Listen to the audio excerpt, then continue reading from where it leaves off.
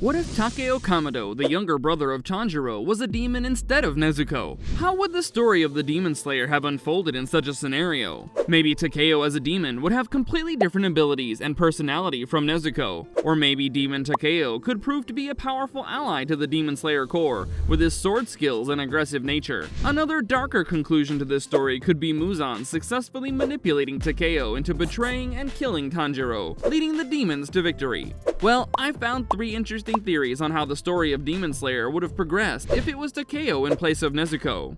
In the first theory, Takeo may have been a completely different demon from Nezuko. Demons retain their human memories, which play a vital role in defining the characteristics of a demon. For example, the demon Rui's tragic past shaped his personality and motivations as a demon. Similarly, the demon Tamayo retained her human memories and used them to develop a cure for demons. Both of these demons chose a path based on their life as humans, which is to say their human life shaped their demon life. Takeo, who lived a very different life from Nezuko up until the point when their family was slaughtered, is likely to be a completely different demon from Nezuko. Nezuko, whose memory centered on quietly helping her mother around the house and lovingly caring for her siblings. Takeo's memories revolved around boisterous games with friends, learning swordsmanship from Sakonji Urokodaki, and striving to imitate and impress his respected older brother Tanjiro. These highly contrasting sets of memories and formative life experiences would inform utterly different behaviors and temperaments as demons. Takeo's blood demon art would also differ from Nezuko's based on gender differences.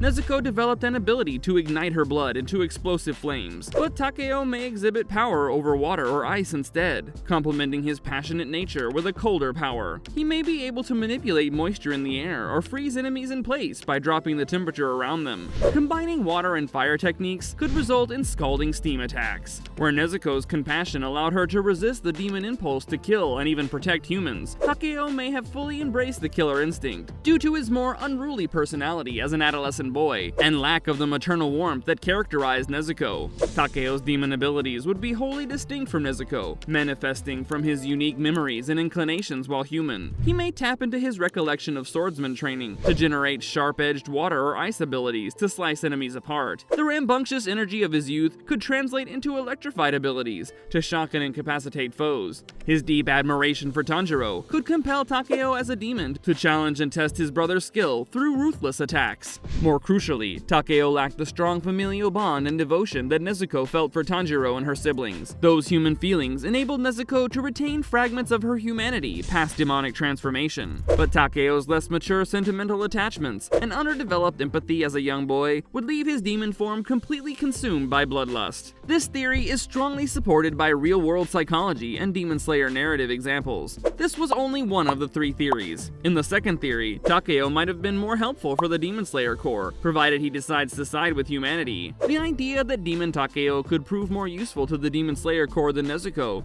is based on several key factors. First, Takeo's age and gender could provide greater physical strength and stamina. As a young boy growing up in his teens, Takeo could have the advantage of size, speed, and muscle mass over his sister Nezuko. These physical assets could make Takeo a formidable fighter against enemy demons. Second, Takeo's energetic and impulsive personality traits contrast with Nezuko's calm and passive nature. In the heat of battle, Takeo may tap into explosive passion and aggression to unleash devastating attacks, while Nezuko avoids violence. Takeo's natural inclination towards action could make him embrace confrontation. He could take the initiative to hunt demons rather than just defending himself. Third, Takeo's memories of swordsmanship, training under Urokodaki, could grant him greater combative techniques than Nezuko. Takeo's swordsmanship training would be a key advantage in fighting against demons. Takeo received lessons in breath styles and swordsmanship directly from the Demon Slayer Core's master swordsmith. Nezuko never underwent such focused combat training while human. So Takeo's human memories of Urokodaki, teaching him the intricate skills and techniques of sword fighting, would be incredibly useful assets after becoming a demon. Drawing on those recollections, Takeo could likely manifest clever blood demon art moves resembling slashes, stabs, parries, and counters tailored for dismantling enemies with a blade. For example, he may create blood scythes axe to reap limbs and heads with precise deadly cuts, modeled after his sword training, or blood daggers capable of puncturing organs and severing tendons with accurate stabs, as taught by Orokodaki. Takeo could even mimic his master's dual-wielding methods by generating blood blades from both hands simultaneously during combat. Compare this to Nezuko, whose powers are centered around augmented punches and kicks, rather than any refined weaponry skills. So while Nezuko relies on simple brute force strikes, Takeo's human memories provide the foundation to craft far more sophisticated swordplay-inspired blood demon techniques, ideal for dismembering and dissecting foes methodically. His training history gives him access to a whole arsenal of skills beyond Nezuko's capabilities. Finally, while Nezuko's small size allows Tanjiro to carry her in a box, Takeo's bigger body would necessitate fighting independently alongside the core. This could allow him to operate autonomously across larger areas and confront more opponents than Nezuko, who always needs her brother's protection. As per this theory, Takeo could far surpass his sister by acting as a fierce warrior directly on the front lines, destroying demons. His raw power and skill could complement the strengths of the human demon slayers. Of course, a key contingency is whether Takeo could retain enough humanity, like Nezuko, to side willingly with the demon slayer core against his kind. But if he decides to go against humans, it would likely be devastating for the demon slayers. Now let's see the final theory. In the final theory, we will imagine Takeo decides to go with Muzan. In this alternative timeline, Muzan decides to kill Nezuko and make Takeo a demon because he knows Nezuko won't go along with him, but he can manipulate Takeo.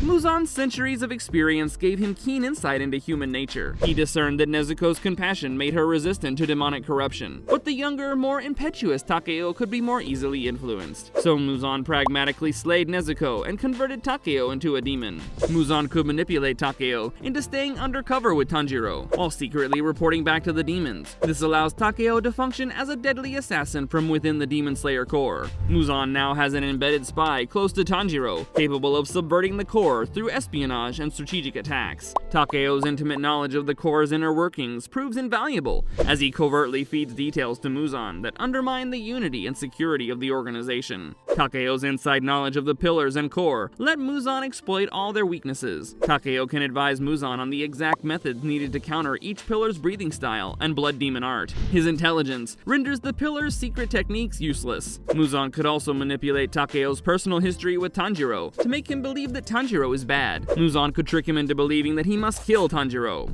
And since Takeo and Tanjiro live together, Takeo could easily kill Tanjiro when he finds him off guard. With Tanjiro out of the story, Muzan's path to world domination would be a lot easier. Without Tanjiro's morale and tactical leadership, the ragged remnants of the core fall into disarray. Takeo, using his superior sword skills, hunts down and eliminates the headless pillars one by one. Hanao, Zenitsu, Inosuke, none can stand against his peerless technique, honed by Muzan. Finally, while Nezuko could never be coerced into harming humans, Takeo has no such compunctions. Muzan unlocks Takeo's latent capacity for cruelty, turning him into the general leading demon forces to proactively slaughter helpless civilians and draw out the core. Outmaneuvered, outmatched, and emotionally devastated, the few demon slayers who survive the onslaught are left powerless. Muzan reigns supreme, finally achieving his centuries-old ambition of eradicating all who oppose him. Under Takeo's guidance, a dark age dawns on humanity. In this alternative timeline, Tanjiro and Nezuko are gone. Takeo stands victorious among the ruins as Muzan's general. Yet does a glimmer of the human boy remain inside the demon warrior?